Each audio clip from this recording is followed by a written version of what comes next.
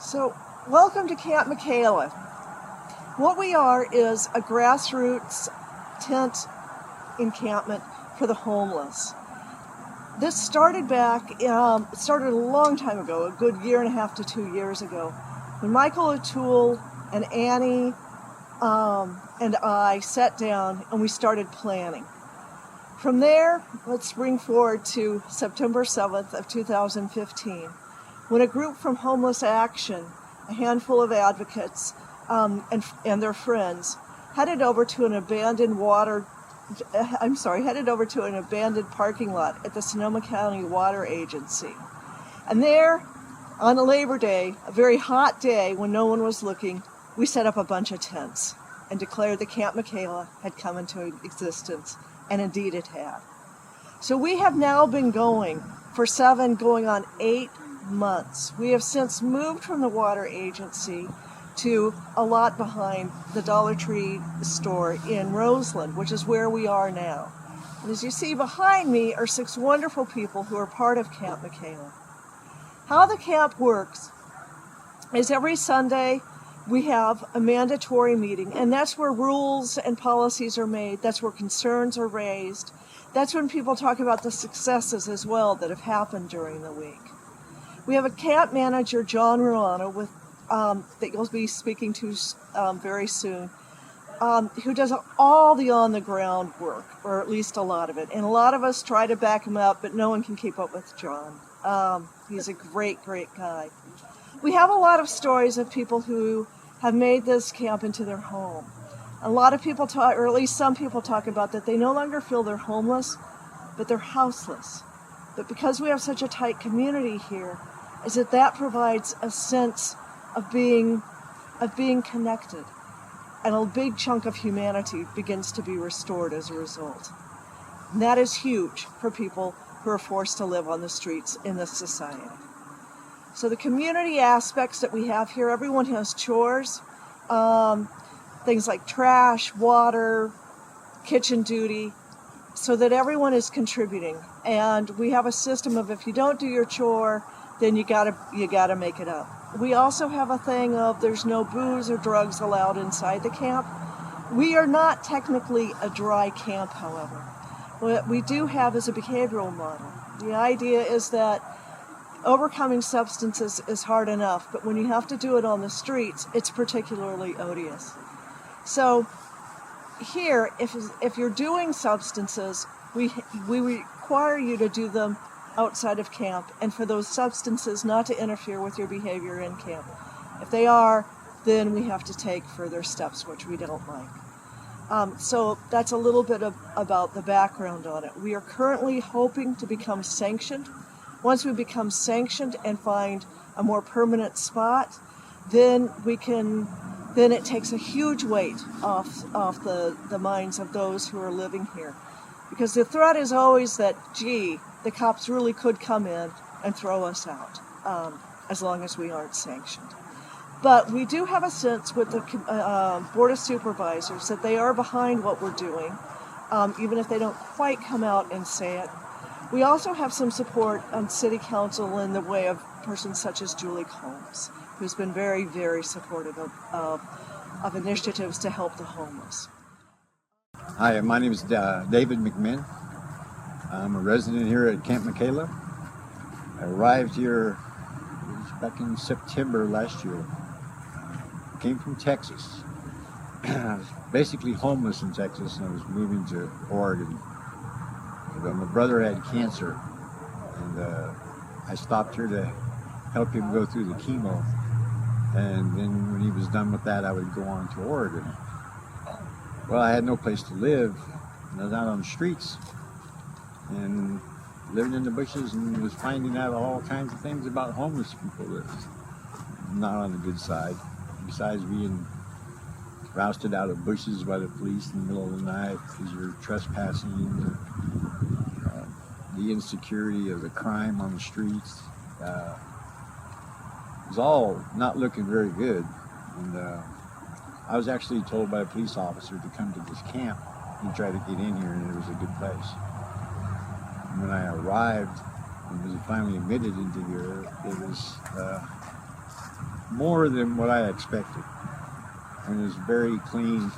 They had a lot of rules that were common sense rules. You know, there's no drugs on the premises, and the security here is very well. We don't have people coming in stealing from us. I can actually leave my tent and all my property and go conduct business, like work and things like that aren't hindering as it is when you're out on the streets.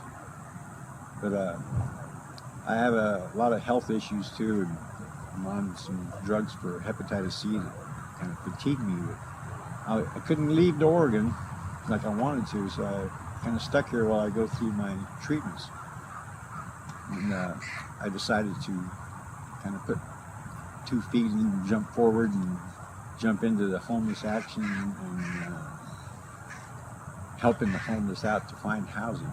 I mean, we try to stay clean. It's hard when you're out here living in camping, you know, and living in using porta potties. No electricity, no water, hard finding showers.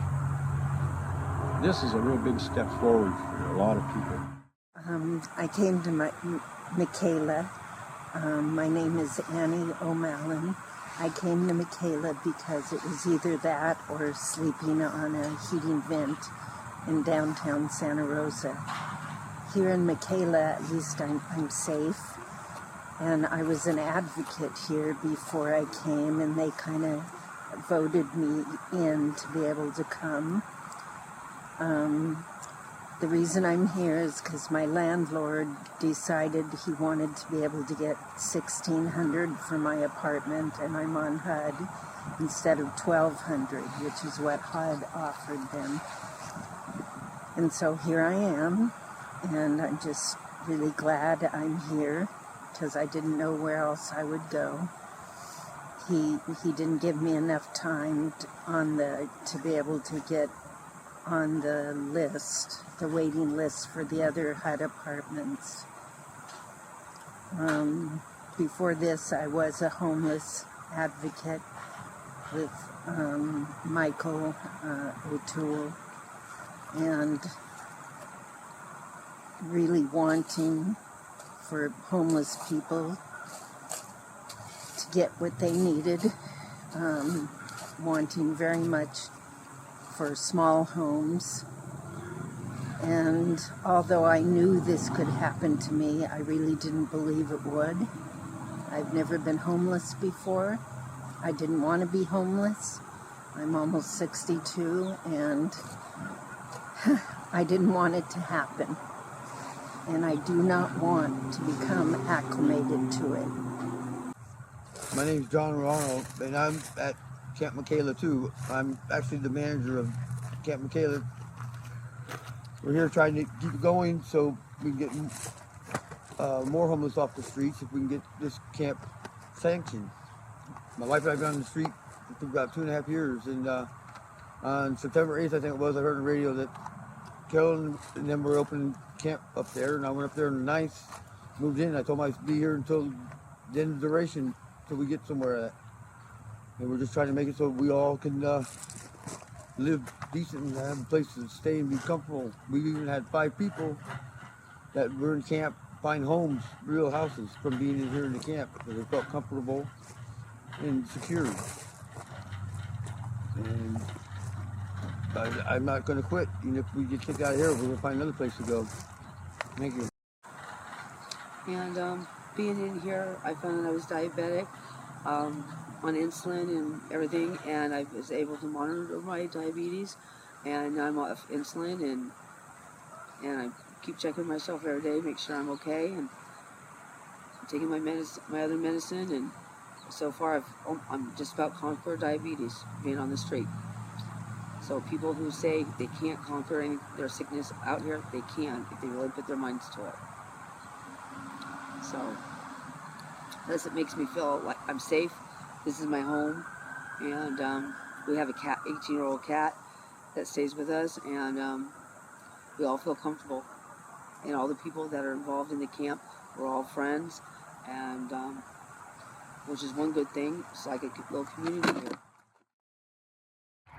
Anyway, this is my little house. And this is my little workshop.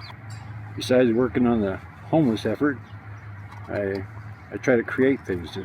It's really good for my spirit, I guess. You know, it brings my self-esteem up. I noticed that a lot about the homeless is their self-esteem is just rock bottom and have nowhere to go and things, and they have no hope, you know. So there are lots of things, a lot of talents out here, a lot of skills. People play music and they make things, they create things. And there's a lot of really genuine people that are homeless. I've met a lot of great people, you know, a lot of talent. We have students out here that are homeless and they're going to college, and other people trying to go to school, you know, and they're homeless, but they have big obstacles, you know. But no matter what your situation, you can always, doesn't mean you have to live like you're